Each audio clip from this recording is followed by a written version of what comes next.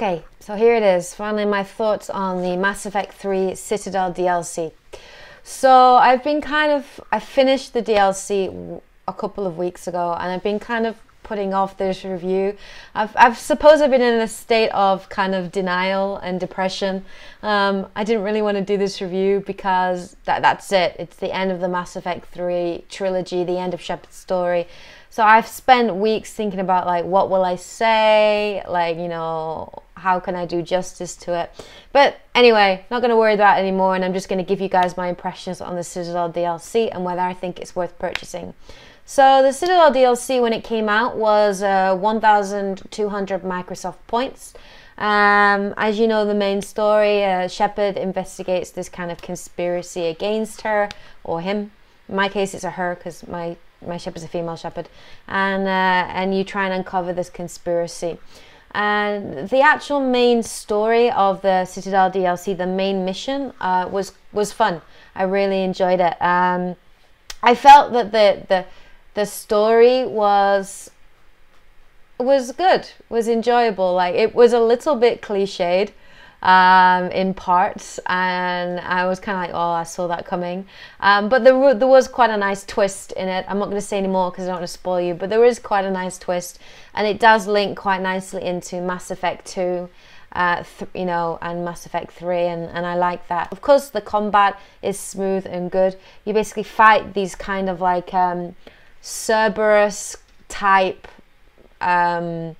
kind of mercenaries that are similar to Cerberus in the way that they work, but they have some slightly different moves and different abilities and powers. So there's another level which is a little bit different, which reminded me very much of like Kasumi's you know, DLC for Mass Effect 2, where you have to instead use, you know, your kind of stealth and your detective modes, and like infiltrate kind of a party and do some research in that. And I really enjoyed that part of the level. So yeah, the main story was fun. The main thing I loved in this game was just, you could really tell that Bioware, you know, that they were very much focused not so much on the story, because the story in the Citadel DLC, it has no impact on the main story in Mass Effect 3, but you could tell that for them the main motivation behind creating this Citadel DLC was the characters. It was the characters from Mass Effect 1, 2 and 3. It was a way to say goodbye to Shepard and say goodbye to all the characters. So even in the main story, all of the main characters from like Mass Effect 1 and Mass Effect 3 were there.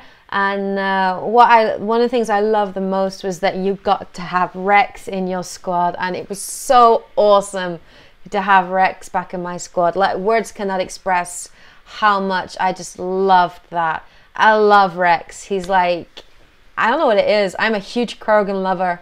I love Rex, I love Grunt, I can't get enough of them. So the whole way in this game, like, I always had Rex on my squad, and he was great. He was exactly like I remembered him. Really funny, his one-liners, his comments in the combat were hilarious. It was also really great that, like, there's a one point where you go like underground into this kind of like secret bunker with all these like secret records of historical events, which was really cool, by the way. I love that. I loved like being able to listen about, like, you know, the first contact between humans and Taurians, and listen about what had happened with the Geth and the Rachni, and even about like events that had happened in Mass Effect 1. It was so great to be able to like relive and re-experience those. But the really cool thing in that level was that, yes, you had your squad around you. I had Liara and Rex with me, but also, like, you know, you also had all your other squad mates. Everybody was there. It was really, really fun to have like all your squads and hear everybody's banter. The banter between your squad mates in this DLC was just fantastic. So I really enjoyed the main story DLC. I would have liked to I would have liked for it to have been a bit longer. It was a little bit short. It only took me, I think, like 2 hours to complete it. So it's not such a long like main story DLC. The main content in this DLC, because it was a 2 gigabyte download, the main content in this DLC was all the character interactions that you had after the main story had finished. That was the main content, and I did really enjoy the character interactions. Of course, those were fun, but I would have liked the story to have been a little bit longer. But the character interactions themselves were great, were really enjoyable. It was just really great to see these characters that we've spent the last 6 or 7 years with.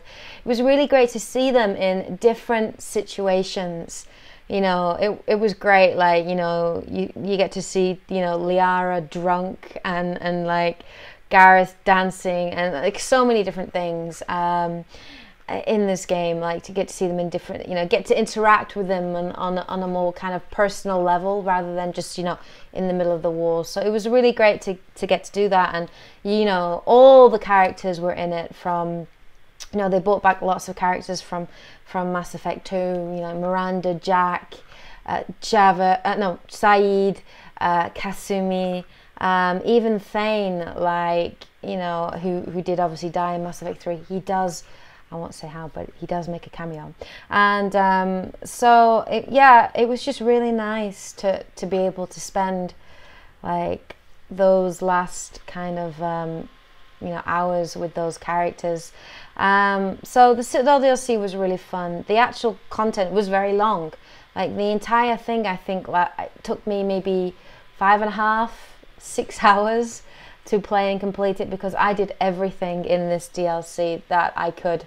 I wanted to get everything out of it, and I really enjoyed it. So, I mean, do I think it's worth downloading and playing? It depends what you're looking for, I think, personally. Like, if you're looking for something, a DLC that has a weight to it, or that has an impact on the main story, like Leviathan, for example, of course, this is not the DLC for you. The events in the Citadel DLC have absolutely no impact upon the main Mass Effect 3 storyline, except for that you get more war assets. But it changes nothing. It changes nothing. It doesn't change the ending. It's not post the end of the game. It happens before the final attack against the Reapers. Attack on Earth. So it has no impact on the main story. It has none.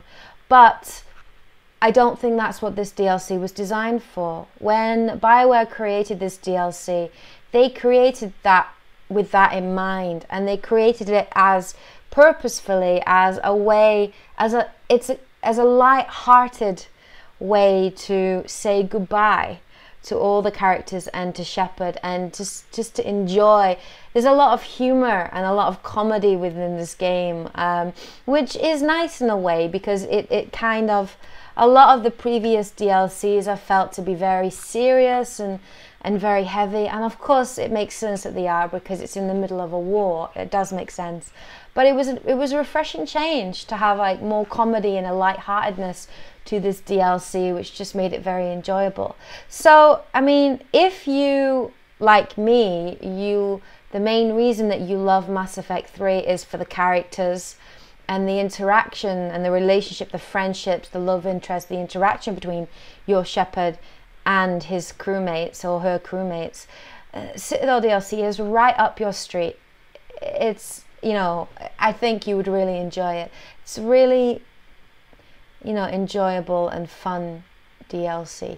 And there were so many times when I played this DLC where I laughed and I cried and I got all teary-eyed, and I was just like, oh, I love this character. It was a really bittersweet way to say goodbye to what for me has been one of the best game series that I have ever played. And Mass Effect will always have a very special place in my memory and in my heart, to sound all sentimental and you know.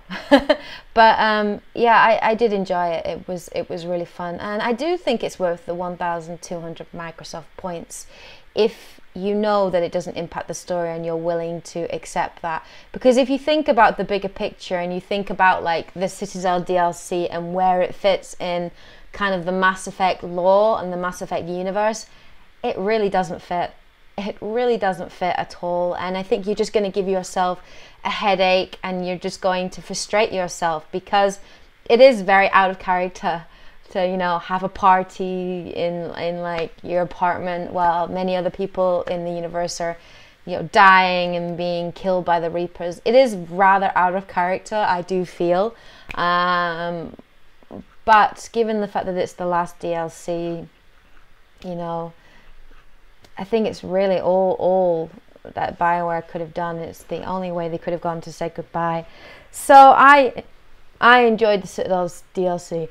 I did enjoy it, and I do think it is worth purchasing. And whether you want to buy it at full price or wait for it to come down in price, that's entirely your choice. You know, it's up to you at the end of the day what you're looking for out of a DLC. So yeah, those are my thoughts on the Citadel DLC. So now I've been thinking a little bit and reflecting a little bit on all the kind of Mass Effect DLC that's been brought out, and I wanted to tell you guys what my top 5 Mass Effect DLCs are that have been released by Bioware over the last 6 years. So here is my top 5 DLCs for Mass Effect, starting with number 5. So number 5, my number 5 DLC probably would have to be Arrival. Now this one was a close one between Arrival from Mass Effect 2 and Leviathan from Mass Effect 3. Both, of course, are key to the main storyline.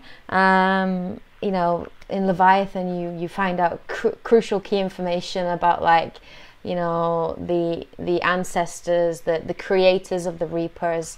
You know, it had a lot of very enjoyable combat and detective solving, puzzle solving mystery style to it, which was really enjoyable. And Arrival was really, really fun because it was the first case of you were playing as Shepard alone. And you were completely alone, and that made this DLC incredibly challenging because you had to tackle, you know, this situation without the support of your squad mates. You know, I like the whole idea of the Reaper artifact, and then, you know, the difficult decision that you had at the end, you know, of destroying the relay, and then of course you get to interact with Harbinger. So Arrival really was key to you know, close the gap between Mass Effect 2, the end of Mass Effect 2, and the beginning of Mass Effect 3. Why I didn't choose Leviathan for number 5 is because I honestly felt that Leviathan should not have been DLC content. I feel strongly that Leviathan should have been included on the disc. This is the creators of the Reapers. It's crucial information. This should not have been downloadable content, in my opinion, at all. And this is why I did not choose Leviathan for number 5 on my list, and why Arrival is number 5. Okay, number 4. The fourth one is Omega from Mass Effect 3. I really enjoyed Omega. For me, it was really great to go back to Omega. It was fantastic to have Arya on your squad. It was a very action-packed DLC. The banter between Shepard and Arya and the female Turian, I've forgotten her name, but the female Turian, like, was really great. Yeah, Omega was really fun, like, you know, different levels, to go to different parts of the Omega was really great. So number 4 is Omega DLC. Number 3 is Overlord from Mass Effect 2. I liked Overlord. I was scared. Overlord scared the hell out of me. I thought it was an incredibly suspenseful and scary DLC. Like, the whole idea of you know, the AI, the human that's plugged into the AI and gone crazy. Like, it was really creepy how, like, he kept, you know, with the cameras following your every move and everything, and shouting out for help. But yeah, Overlord was really great. There were so many different parts to it. You know, you had like vehicle sections with the Hammerhead, and then and then going in and trying to, and then the virtual reality kind of section too. Overlord was really good. I really enjoyed Overlord, and I loved the music in that DLC, and the atmosphere was, and everything was really enjoyable. Number 2 is Citadel. Number 2 is Citadel. The main reason that Citadel is number 2 is the character interactions, the interactions with my crew. The kind of saying goodbye to each member of my crew really was fun, and has quite an important memory in my experience of playing Mass Effect. And lastly, my number 1, the DLC that for me will always be the best DLC that Bioware has ever released for the Mass Effect series, and that is, without a doubt, Shadow Broker. Lair of the Shadow Broker, for me, was the best DLC that Mass Effect ever released. The different levels that you played, you had the vehicle, the car chasing scene, the levels having Liara backing your squad, the character interaction that you had with Liara, and seeing seeing her become the Shadow Broker. That entire level for me, the entire DLC for me, from start to finish, was just so much fun to play, really engaging. Great story, great music, great voice acting, great writing, great gameplay, everything rolled up all into one. Number 1, the best DLC in my opinion. Okay, so those are my thoughts on the Citadel DLC, and generally on my top 5 thoughts on my top 5 DLC for Mass Effect. So I'm going to finish it there. If you enjoyed this video, please like below, leave any comments in the space. Let me know if you've played the Citadel DLC, what did you think of it? Did you enjoy it? What was your favorite moments in the DLC? For you, what is your top 5 DLC in the Mass Effect universe? Which ones would you put in your top 5, and why? Why would those be in your top 5? I'd always love to hear your guys' thoughts. Please share in the comments below, and let me know what you guys think. Right then, so I'm going to sign out here. So this is N7Kate signing out, and I'll catch you guys in my next video on this channel. So stay tuned. All right. So have a great day, guys. Catch you guys next time. Bye. See you guys. Have a great day. No matter what scars you bear, whatever uniform you wear, you can fight like a Krogan, run like a leopard, but you'll never be better than Commander Shepard. You can fight like a Krogan, run like a leopard, but you'll never be better than Commander Shepard. You can fight like a Krogan, run like a leopard, but you'll never be better than Commander Shepard.